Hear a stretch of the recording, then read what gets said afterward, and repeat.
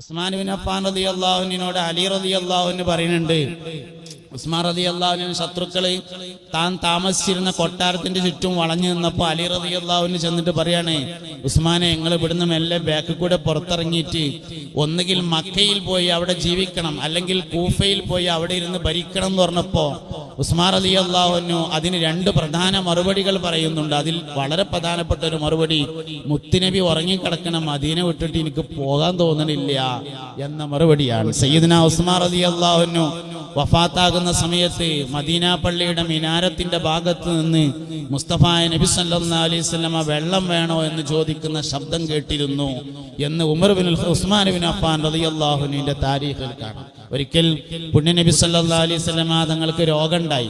സിദ്ദീഖ് റളിയല്ലാഹു അൻഹു കാണാൻ വേണ്ടി ചെന്നപ്പോ നബി തങ്ങൾക്ക് രോഗമാണെന്നറിഞ്ഞപ്പോ സിദ്ദീഖിന് രോഗം ആരംഭിച്ചു എന്നാണ്. വീട്ടിൽ പോയിട്ട് പനിച്ചു കിടന്നു.